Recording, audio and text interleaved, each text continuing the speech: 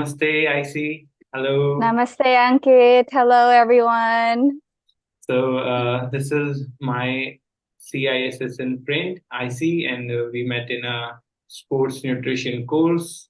And almost we were there in the course for about a year, and we like shared very good bond and communication and knowledge also. So she's from US, and rest she will tell herself. IC, please. Hi, everyone. I am Icy Ginto and I'm from Los Angeles, California.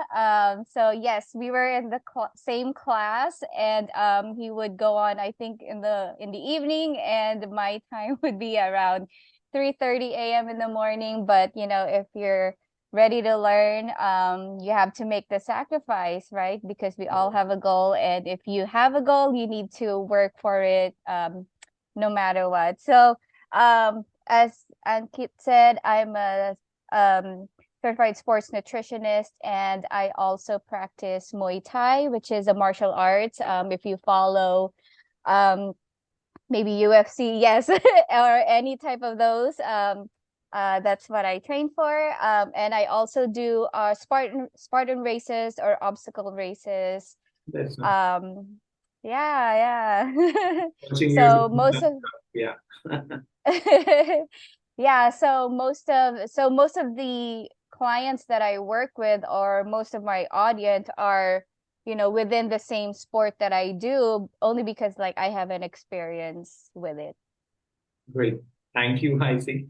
Let's talk about how is the fitness industry in US? How does they work? What are the, demographics of the fitness industry? Recently, you attended a seminar also yesterday only, I guess. So you will be better be able to share with us. Yeah, so yesterday I went to this event. It's called Fit Connect, and they majority of the attendees were gym owners, new gym owners, people who have owned gyms for years, and they have different kinds of clients, like general weight loss clients. I've met some gym owners who trained martial arts as well, like jujitsu. Some are boxing, so different kinds. And there were also some personal trainers and some gym owners who would train for obstacle races, like what I do. So um I guess in the US, there's a gym for something, because obviously we're very diverse here. Um, so there's a lot of different gyms that would cater to the majority of the population. So um I've I've gone to these type of gyms before, like when I trained for the obstacle races, I went to an obstacle race gym because I have to train for that specific type of race, right? I can't train for an obstacle race gym and go to a bodybuilding type of gym, right?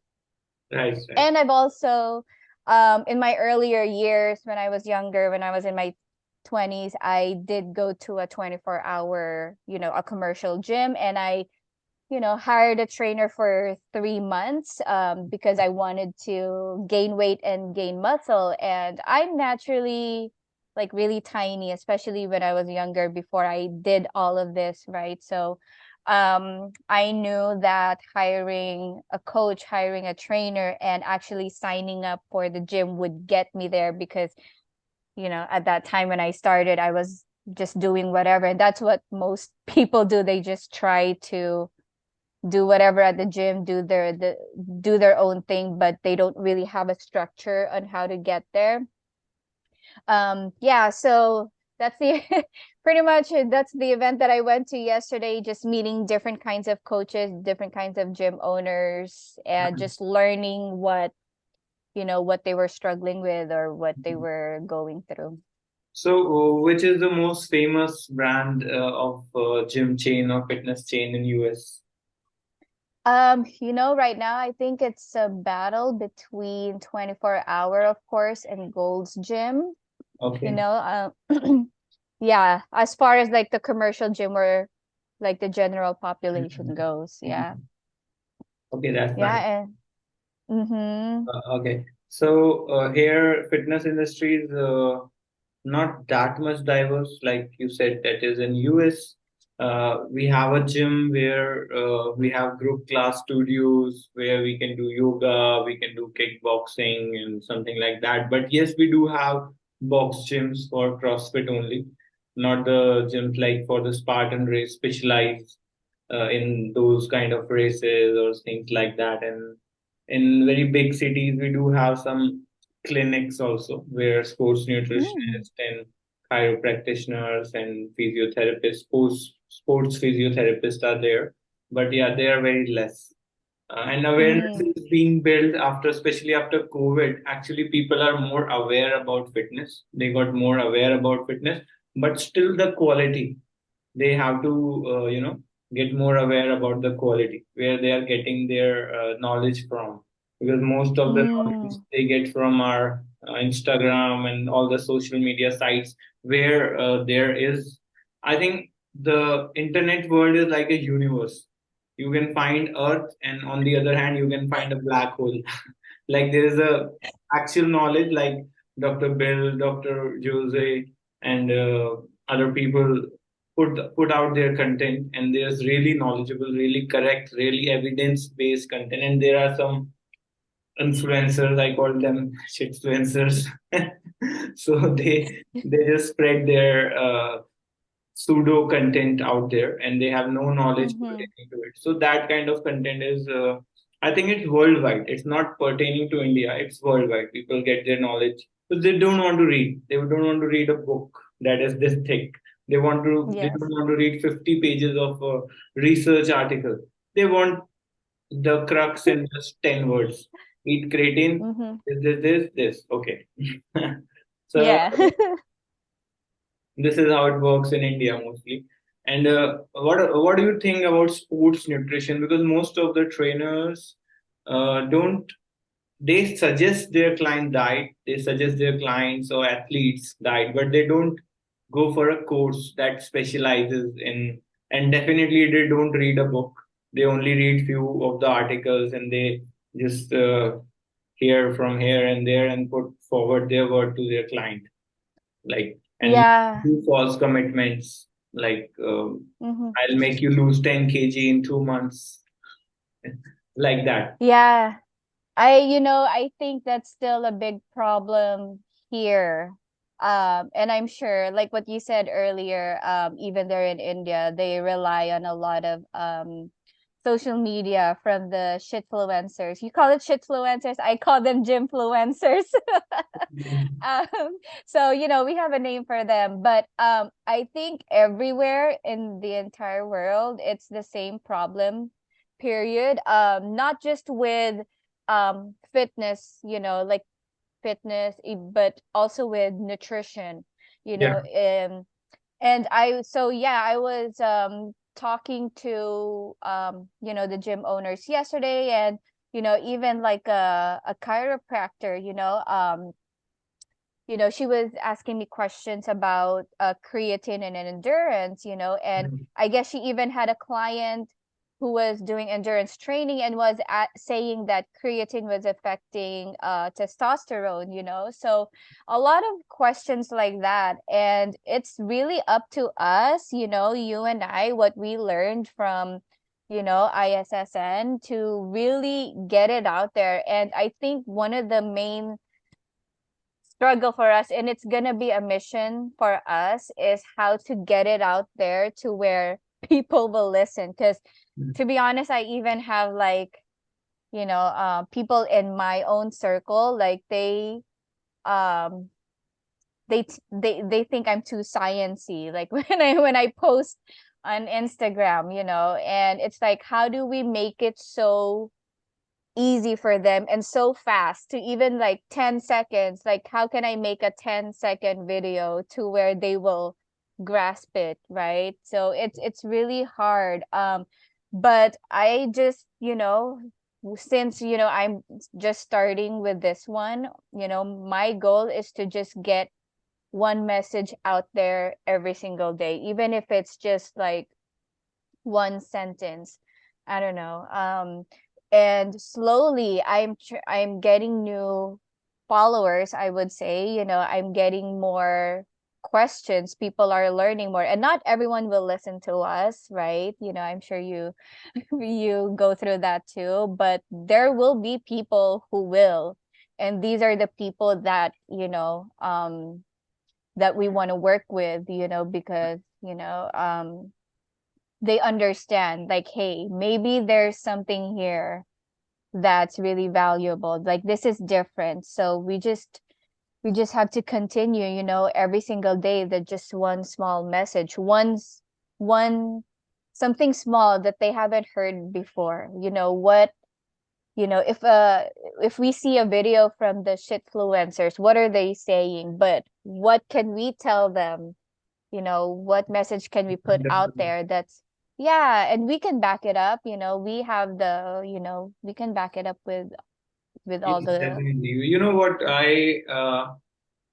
In recent, like a year before, I don't used to be so much active on Instagram because I thought people won't listen and what's the use? Then I heard, Gary Vee. So I Yes. follow him. I saw his video that was very motivational, inspiring, and very true. If I like it, I should put it out there. I should not hope for likes or dislikes or comment. I should just put it out there. If it Yes. helps even a single person, I'm doing my job. Mm-hmm. I'm Mm-hmm. helping them out. Like even our professors and coaches, they put out free content also that people, even Mm-hmm. for me, it's useful. For you and many other people, it's useful. So at least Mm-hmm. we should do our role, despite of how many likes we get, 1, 2, 1,000, 10,000. It doesn't matter. People will get Mm-hmm. connected slowly, and that awareness will eventually come. In India, even the Yeah. government is trying to bring out some rules pertaining to the things influencers say. You should have a proper Mm. certification before you put out anything related to Mm. like nutrition or health or Ayurveda or any medicine, any practice. Mm. You should have that Yeah. backing up certification, or you should be having a degree in that thing. Then only you Mm-hmm. can, else you will Yeah. get some punishment. And that's good. That's Yeah. a really good step that the government has taken. So how is the yoga thing over there in US? Like in India, it's like emerged in the last 10 years. People are more doing it more often, and people are getting connected to it. Although we say yoga originated in India only, but how is it there? How do you see it? How do people do it? Do they love yoga? And Yeah. Yeah. You know what? With what I've seen in my area, it's really hard to tell, obviously, since I usually do more of like this strength training, right? And but there are a lot of yoga studios here, and another popular one too is the hot yoga. What I've Bikram, tried it before. Bikram yoga. Yeah, yeah. So I've tried that before as well. I do know that it's not as, like, the studios are not as, I guess, prevalent in, like, compared to like the strength training ones, right? But I know that even the commercial gyms, they do have classes for it. Mhm. Um and um certain, I guess, establishments, just specifically for yoga. Although I I think that only certain areas do it, or have it. Maybe online. I think more people are, it's easier for people to follow online, and I know there are certain channels that, or like, people follow, who do yoga. I forgot what her name was, but she's pretty popular with teaching yoga to her audience.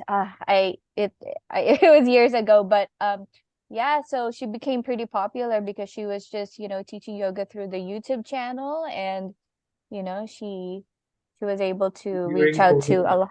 people watch that a lot, watch her a lot. Yeah, yeah, yeah. Okay, so how is I want to know how is a day in life of a coach there in US? Uh, Because uh, here I think well, it's very hectic. It's like very, very hectic. You have oh, to tell me about it first. so early mornings and late nights, and we have to rush. Sometimes we like if I am living alone, if anybody is living alone in some big city or not with the family, it's very hard, very, very hard to, get up and make your breakfast and travel so long. Just suppose a life of a trainer or a coach in New York City or Los Angeles. So how hectic, how traveling, how the traffic and the subway thing, and so it's very hectic. And obviously, I think we don't get paid that much according to our knowledge and expertise here. Uh, but it's fine. The things are getting changed. That's why we move to bigger cities so that the educated people value our education, our knowledge, our experience and expertise, so they can pay us accordingly. And about helping people, yes, I do put a lot of free things over social media. People just have to follow, or people just have to watch them. Uh, and I'm trying that I take out my time for, especially for this thing. And yeah, we cannot take more holidays because our clients are dependent on us, the revenues are dependent on us. So I'm trying to figure it out, juggle it up, but still, I'm finding time for my passion. I've learned few things like making coffee and things like that. So trekking and all, though Mhm. it's monsoon here, the rainy season is here, and treks are not possible due to the heavy rainfall and things like that. So this year, no trekking as of now, but I'll do it Mhm. later. So you tell How me, long how long do you stay at your gym? like 12, 10 to 13 hours, anywhere between 10 hours to 13 hours. Mhm. I stay there. Yeah, I that's what the gym owners were telling me to or to the were telling us yesterday, like even up to 15 hours, especially in the beginning, but I understand, Um, How is well, I your know. day? How's your day? Like you coach people and you prepare meals for your home also, and you get up early also. You train yourself. How's your day like? Yeah, yeah. So, I guess mine is a little different, but still busy, of course. I mean, anyone who deals with clients, they have to find time in between their day and find a way to, like, I guess, do as much within the hours that we have. But so I during the day, I still work at the hospital, and then when I get home, I go straight to the gym. I go straight to the gym because if I go home, then I'll probably get lazy or like find other stuff to do. Then there's no time for the Nice. gym, right? And especially for us, we have to because we are in the fitness industry, so you have to make You time have for the to gym. practice what you preach. Yes, exactly. Like what type of, how can you be an influence if you are not going to the gym? I think that's what sets us apart too. Is because we practice what we preach and then we apply what we learn um to our own I guess exercises. So after that when I get home, I do the cooking, of course. And my fiance, he likes to have different meals. Like, he prefers to have different meals like almost every day. Like some of us, like I can live with the same meal for like 5 days. So when he's on, when he's gone, like I have the same food for 5 days. But um, Likes changes. so Nice. yeah, yeah. So so that and then of course like I have to give myself time to rest because you're so busy throughout the day that you have to have at least, I don't know, an hour or two to like And, rest your brain, rest your body. right. That's And nice. then You anyhow you manage it perfectly. yeah, I think like at this time you try to find, I'm a pretty good planner, I guess you would say. So I think I kind of know what goes on first and so on and so forth. And like my client, right now my client is in the Philippines, and so the timing is a little different, right? So I have to, meet with her on the weekends, so again, you have to sacrifice some time on the weekend. Yeah, yeah, just to like cater to the time, to their time, to their schedule. How do you, Um, sorry to interrupt, how do you get your clients like in Philippines and you live in US? You do some promotional activities or by reference you get the clients or you get some, yes. So I she I actually went to school with her when I used to live in the Philippines, but so that was what, okay. over 20 years ago.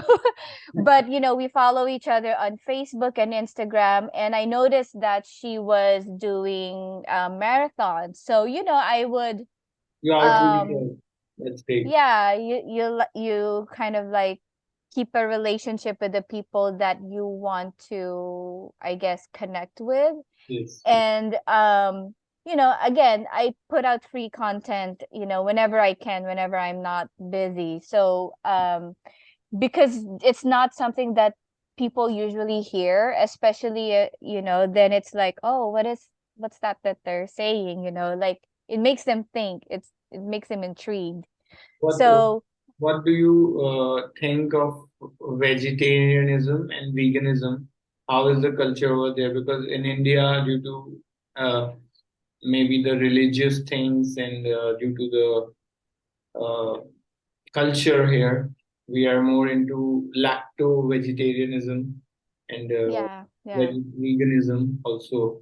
Mm-hmm. How is it there, and how if a client who is a vegan or vegetarian, lacto vegetarian, I'll say, how Mm-hmm. do you have some clients, and how is the culture related to that? Because I also saw a few documentaries on Netflix that people in the US, Europe are more leaning towards veganism and vegetarianism. Oh yeah, that's so well here in the US. um I have a cousin who's vegan actually, so I understand.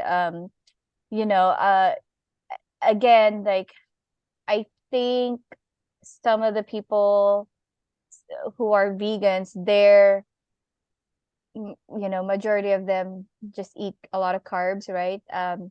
I so Protein um yeah, so the protein, obviously we know the quality of the protein, and not a lot of them are aware of like what the needs are as far as protein. So again, like education, okay, as a specifically for that type of culture, like okay, what types of food that are like culture I is had very, some.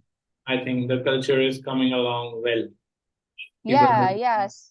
So the I mean there only, are the only hurdle is the protein intake, right? yes, exactly. Yeah. So I had someone also who's asking like what type of protein powder, because I had someone who he wants to gain weight, he wants to build muscle, but he doesn't eat a lot of meat. So he's asking like what kind of protein powder he can take. So, like again, not a lot of them like know what, as far as supplements wise, he's asking if he should take creatine. I mean, yes, you take creatine, but you